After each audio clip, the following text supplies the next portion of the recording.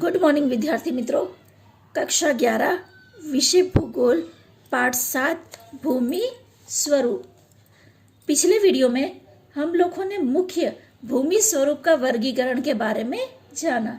यहाँ पर मुख्य भूमि स्वरूप में पर्वत के बारे में हम लोग जानेंगे। पृथ्वी की सतह पर लगभग 26% भाग पर पर्वत आए हुए हैं। ये प्रतिशत आपको याद रखना होगा कि पृथ्वी पर 26% भाग में पर्वत आए हुए हैं। पर्वतों की मुख्य लाक्षणिकता क्या है? तो ऊंचाई है। आप देखते हैं जो ऊंचा होता है तो आप बोलते हैं कि ये पर्वत है, तो उनकी मुख्य लाक्षणिकता क्या है? ऊंचाई है। समुद्र की सतह से लगभग 900 मीटर से अधिक ऊंचाई वाले ऊंचे नीचे ढाल तथा नोकीले शीर्ष वाले भूभाग को पर्वत कहते हैं। यह पर्वत की परिभाषा है। इन सभी लाक्षणिकताओं के होते हुए भी ऊंचाई का आंकन पर्वत की सही पहचान नहीं है।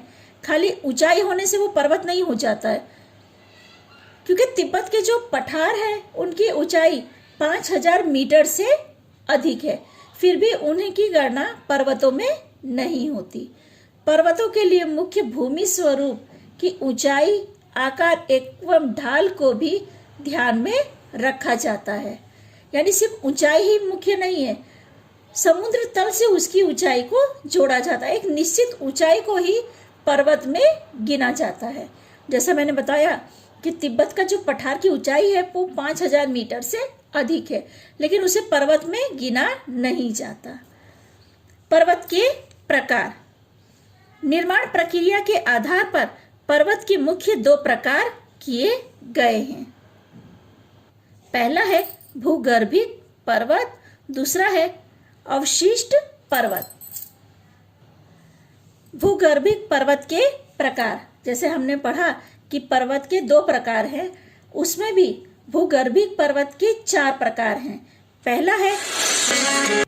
पहला है मोड़दार पर्वत, दूसरा है खंड पर्वत, तीसरा है गुदुम्बाकार पर्वत और चौथा है ज्वालामुखी पर्वत। यहाँ पे हम इन चारों प्रकारों के बारे में पहले जानेंगे। मोड़दार पर्वत प्रस्तर चट्टानों वाले भू संति वाले क्षेत्रों में भू संचलन के कारण उत्पन्न एवं क्षितिज दिशा से पड़ने वाले दबाव के कारण उनमें लहरों के आकार मोड़ पड़ते हैं। यदि यह दबाव वाले लंबे समय तक चलता रहे तो ऊंचे उठे की प्रक्रिया होने से कुछ भाग मोड़ स्वरूप में ऊंचे उठ जाते हैं, जिसकी वजह से इन्हें मोड़दार पर्वत कहा जाता है। मोड़दार पर्वत प्रस्तर चट्टान से बने हैं। उसमें से समुद्री जीवावशेष एवं अस्मावली भी प्राप्त होती है, जो इस प्रकार से सिद्ध करती है कि मोड़दार पर्वतों का जो उद्भव है वो समुद्र से हुआ है। मोड़दार पर्वत यानी कहने का अर्थ है कि किसी तरफ से दबाव पड़ने पर एक भाग ऊंचा हो जाता है तो उसकी वजह से लहर जैसी रचना होती है, जिसे मोड़दार पर्वत के रूप में जाना जाता है। मैं आपको एक आकृति से समझा देती हूँ। ये मोड़दार पर्वत की आकृति है, तो आप इसमें देखिए ये लहर आकार की रचना हुई है। इसमें भी आप देख सकते हैं कि दबाव की वजह से ऊंचे नीचे रचना हुई है, जिसकी वजह से इसे मोड़दार पर्वत कहा जाता है। ये मैंने मोड़दार के बारे में आपको, यानी जो मोड़दार पर्वत है उसके बारे में बताया। आज से करोड़ों वर्ष पूर्व बने मोड़दार पर्वत पुराने मोड़दार पर्वत कहते हैं। जैसे कि उत्तर अमेरिका के पूर्व भाग में आए हुए अपलेशियन, रूस का यूराल, यूके का AP9 और इटली का है P9, चीन का सिनलिनशान तथा भारत का अरावली पर्वतमाला जो है वो मुख्य है। आज से लगभग 3 करोड़ वर्ष पूर्व बने हिमालय, एंडीज, रॉकी एवं अल्पस नए मोड़दार पर्वत कहे जाते हैं। कई बार एग्जाम में प्रश्न आता है कि नए मोड़दार पर्वतों के नाम बताइए, तो हिमालय, एंडीज, रॉक जो पर्वत श्रेणी है ये नई पर्वत श्रेणी में आती है। हमारा दूसरा टॉपिक है खंड पर्वत। कई बार पृथ्वी की आंतरिक शक्तियों भू संचलन से पृथ्वी की सतह पर की चट्टानों में दरार या स्तर भंग की क्रिया होती है। दो ऊर्ध्व समांतर स्तर भंग के बीच में भूभाग भू संचलन के कारण ऊपर उठ आए या स्तर भंग में मध्य का भाग स्थिर रहे तथा आसपास का भूभाग नीचे बैठ जाए, तब खंड पर्वत की रचना होती है। परंतु यदि उसके एक तरफ का ढाल तीव्र हो एवं ऊपर का शीर्ष भाग समतल मेज जैसा हो जाए तो उसे पठार कहते हैं, तथा बीच का भाग नीचे धंस जाए तो उसे दरार घाटी कहते हैं। इस दरार घाटी के दोनों तरफ खंड पर्वत की रचना होती है। यूरोप में राइन नदी की दरार घाटी के पश्चिम तरफ वर्सिचस और पूर्व में ब्लैक फॉरेस्ट खंड पर्वत की उदाहरण है। नर्मदा नदी की घाटी के उत्तर में विंध्याचल पर्वत श्रेणी तथा दक्षिण में सतपुड़ा पर्वत श्रेणी स्थित है। जर्मनी का होस्ट पर्वत खंड पर्वत का उदाहरण है। मैं आपको आकृति से इसको समझा देती हूँ। यह आकृति है खंड पर्वत की। तो इसमें देखिए ये खंड पर्वत दिया हुआ है, पर जो आजू बाजू का भाग है वो नीचे दबा हुआ है और ये भाग ऊपर आ चुका है। कई बार भू संचलन की क्रिया की वजह से कई भाग नीचे दब जाते हैं या कई भाग ऊपर हो जाते हैं, तो खंड पर्वतों की रचना होती है। और इसमें आप देख सकते हैं कि दरार हो गई है। दरार की वजह से एक भाग ऊपर आ चुका है और दूसरा भाग नीचे दब चुका है, तो इसे खंड पर्वत कहा जाता है। या उसे हम लोग जो भाग नीचे दब गया उसे पठार के नाम से भी जानते हैं।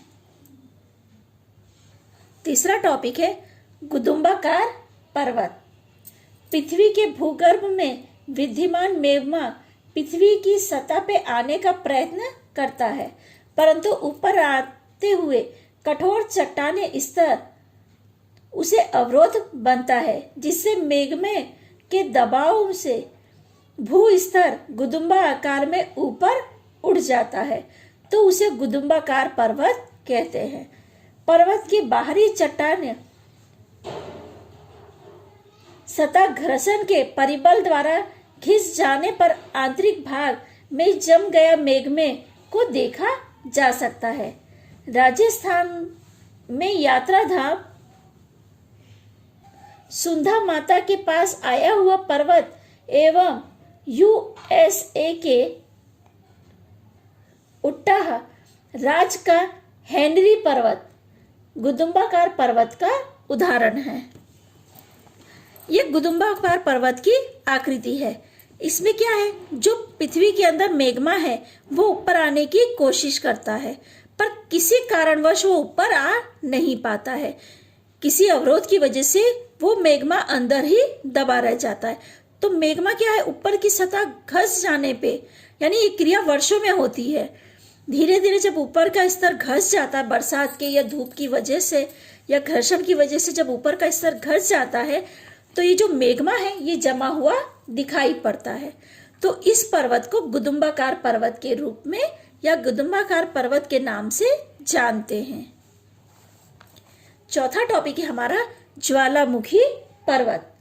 ज्वालामुखी विस्फोट के समय पृथ्वी के भूगर्भ में लावा, राख, चट्टानी टुकड़े आदि बाहर निकलकर ज्वालामुखी के आसपास शंकु आकार में जमा होता है, तो उसे ज्वालामुखी पर्वत कहते हैं। भूगर्भ में से निकलने वाले विविध पदार्थों के जमे होने से इस पर्वत की रचना होने से इसे समाहित पर्वत भी कहते हैं। इटली का विसुवियस, सिसिली का एटना, केनिया का किलिमांजरो, जापान का फ्यूजी यामा, इंडोनेशिया का क्राकाटोवा, मैक्सिको का पोपोकेटीपेटल एवं चिम्बोराजो विश्व के प्रसिद्ध ज्वालामुखी पर्वत हैं। ये मैंने अभी तक आपको भूगर्भिक पर्वतों के प्रकारों के बारे में बताया। 4 प्रकारों के बारे में हमने पढ़ा। जैसा कि मैंने पर्वत के आपके 2 प्रकार आपको बताए थे, एक भूगर्भिक पर्वत और दूसरा अवशिष्ट पर्वत।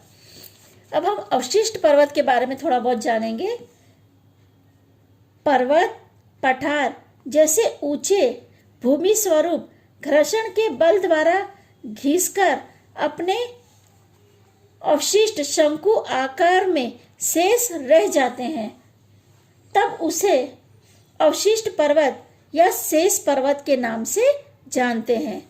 भारत में विंध्याचल, पश्चिम घाट, पूर्व घाट, पारसनाथ, यूके में वेल्स आदि अवशिष्ट पर्वत के उदाहरण है।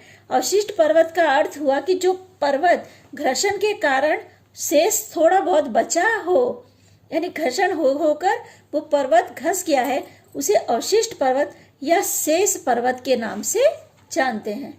ठीक है विद्यार्थी मित्रों, आगे की चर्चा हम लोग अगले वीडियो में करेंगे।